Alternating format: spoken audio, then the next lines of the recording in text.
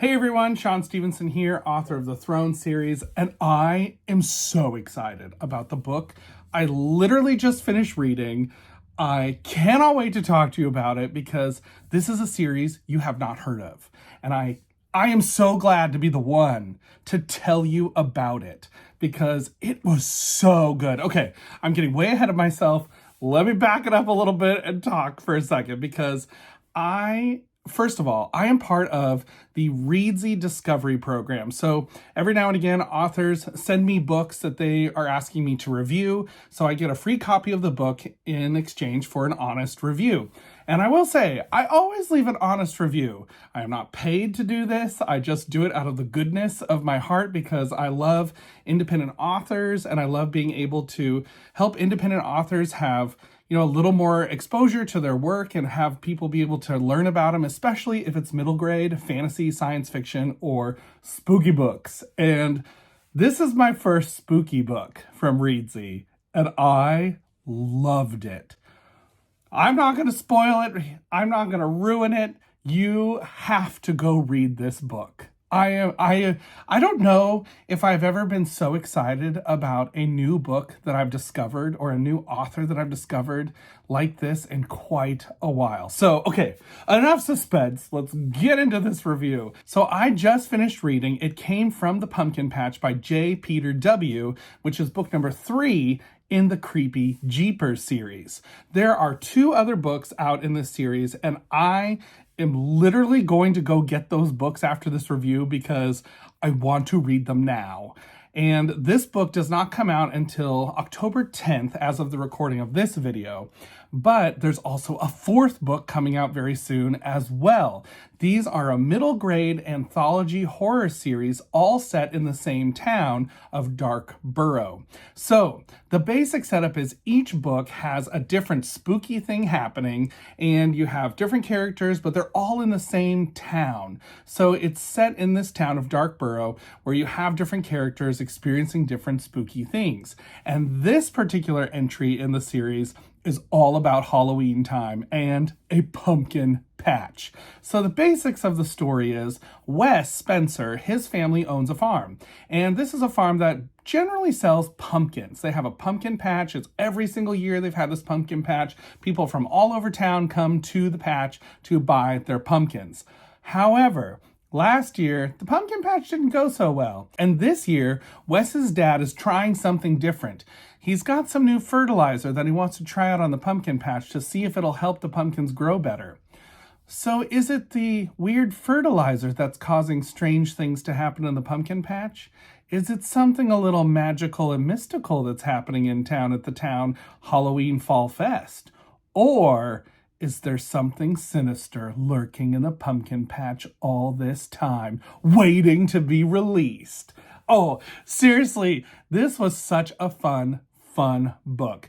It's pretty short. It comes in at about a little over 100 pages. So it was a pretty easy read. It took me probably all in a sitting or two to read it, about 45 minutes to read. So I flew through it pretty quick and it was a lot of fun. I did not want it to end.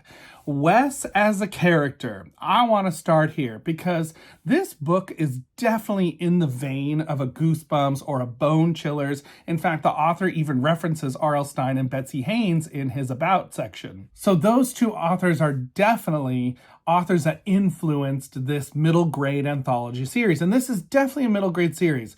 However, it does go a little farther than I think Goosebumps does. I have not actually read any Bone Chillers yet. I will be soon. But this book series definitely goes a little farther into the spooky and the horror than other books that I've read, like in the Goosebumps series or even Graveyard School or some of those other spooky 90s middle grade anthology series. But this is definitely in that vein. And Wes as a character is a level above most other characters in almost all of those 90s books that I have read so far. Because Wes has a very definitive character arc that does not feel forced. It feels very natural, and it really tugged on my heartstrings. I can't even believe I'm saying this about this spooky middle grade book, but This book got me a little bit. As I was reading it, I really felt the pain that these characters were going through. And it was just woven so well throughout the entire story. And I felt like all the motivations made sense for the things that the characters did. It was definitely well constructed from a character point of view. And from a plot point of view, while there definitely have been other stories and books in the past about like haunted pumpkin patches and evil pumpkin patches and things in that kind of vein, there's a Haunting Hour episode like Pumpkin Heads that's kind of similar in a way, but this particular book takes things in a different direction in a way that makes it so terrifying. I will say, if you are claustrophobic, this is not the book for you. If you don't mind being scared by a book that's like kind of claustrophobic and that kind of like is exciting to read, but not exciting to experience, then this is a great book. The claustrophobia in this book is what makes it so incredibly terrifying. I will say there are definitely some like spooky middle grade tropes that are here, which I'm not going to go into those because those would be spoilers in my opinion, and I don't want to give any spoilers in this spoiler-free review. However, there are definitely some tropes that kind of show up often in these sorts of middle grade spooky stories, but they're handled so well here and in ways that I thought were unique and honoring to the trope, but also in a way they felt very fresh, very new, something that was definitely different from other things that I had read before or watched before in shows like The Haunting Hour or Goosebumps or Eerie, Indiana. Now, let's talk a little bit of action because this book also had some great action scenes, which I was not expecting. Usually a lot of these middle grade spooky books, unless it's Matt McMahon's Monsterious series, which definitely has a lot of action in it, these books don't typically have much action. It's more about, especially like a Goosebumps book, is more about the slow buildup of dread, and then the moment happens where there's spooky things going on, and there might be some action at the very end of the book, but throughout the book, that's not always the case. In this book, there are spooky things that happen starting right at the beginning, and you have action sprinkled throughout the middle of the book, leading up to this great finale. Now, when I was reading this book reminded me of a film, which I recognize is divisive to some people. Some people do not like this film at all. Some people love this film. I feel like you either are in one of those camps. If you've seen this film as a kid, you were freaked out by it as a kid. If you saw this film as an adult, you were kind of like, what is this? If you are a fan of the original Wizard of Oz, you don't always love this movie, but I absolutely love this movie. And that film is Return to Oz. There are definitely, in my opinion, homages to the Return to Oz film from Walt Disney that came out in the 1980s. And I definitely saw those comparisons. If you take almost like the horror elements of Return to Oz and put them into a middle grade Goosebumpsy style story, that's what's happening here. And I absolutely loved it. There's one particular scene that I thought, oh, no, this is just like that part in that movie, but it wasn't like a ripoff. It was definitely an homage. And you can see it if you've seen Return to Oz and you read this book, you will see that moment and think, oh, I totally get what Shaun's talking about. That makes so much sense. It was so great. It capped off the story for me in a way that I just thought was so good.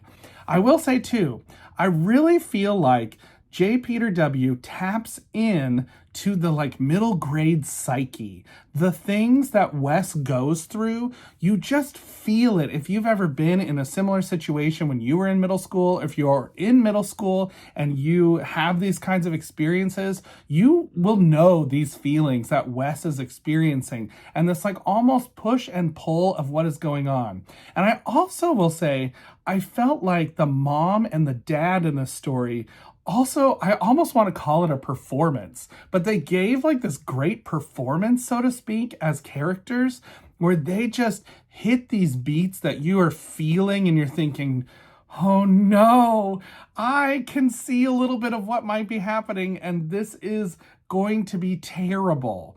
So it was so great.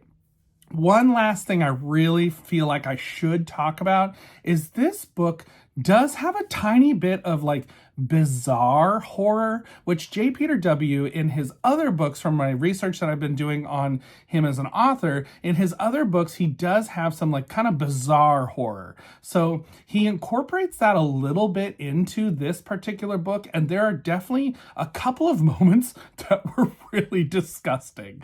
And I thought, oh, no, I don't like that. There's a tiny bit of body horror, and I thought that that was a little bit disturbing to me, but it was so quick, and I felt like it wasn't actually inappropriate for the middle grade age group. I felt like it was almost like a good opening to that kind of an idea and allowing kids to like kind of experience that sort of horror and talk about it in a way without having it be too much or too gruesome. The other thing too is I'm not going to tell you if this has a twist ending or not. I feel like with all of these sorts of horror anthology books, especially because Goosebumps started this trend a lot, where there's this twist ending where things twist around or there's a reveal of some kind of what's really going on. And I will say, I'm not going to say that there's a twist ending or not, but I will say there are a couple of lingering questions that are left that allow you as a reader to kind of like imagine what was going on in those moments a little bit, but not in a way. I hate it when people do things like, well, I just wanted the reader to try and figure it out and let it be what they wanted it to be. This is not like that. This is definitely a situation where you have some lingering questions, but there are definite possible answers that would make sense. And it's not a situation where you're like, well, I just don't even know. I have no idea what you were trying to do. Like, what are these lingering questions about? And I can't figure that out. You can piece it together from the storyline without it actually being said what the answers to those lingering questions are. So if you're reading it and you're a person who does not like lingering questions, don't think that it's going to be totally unanswered. There's definitely some answers that are given, but they're kind of implied. So at the end of the day, I definitely give It Came from the Pumpkin Patch, Creepy Jeepers #3, 5 out of 5 stars. This book was just that good. If you love middle grade horror series, especially from the 1990s, and you're looking for something fun to read, if you're looking for a great Halloween read, this is a great Halloween read. It has pumpkins, it has patches, it has all the things you're looking for in a good Halloween spooky story. And if you love those old-time middle grade anthology series, you will definitely love this. I think this series really gets at the heart of what a Goosebumps or a Shivers or a Bone Chillers was like, and really modernizes it in a great way that just is another great, super awesome story from one of these kinds of worlds. And I, for one, like I said at the beginning of this review, I cannot wait to go find the other books in the series because I have to read them because I loved this one so much.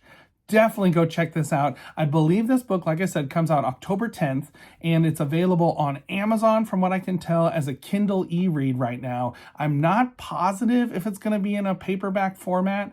If it is, I'm going to get it. But it is worth it. So worth it. Definitely go check this book out. You will not be disappointed. And until next time, everybody, keep reading. Bye.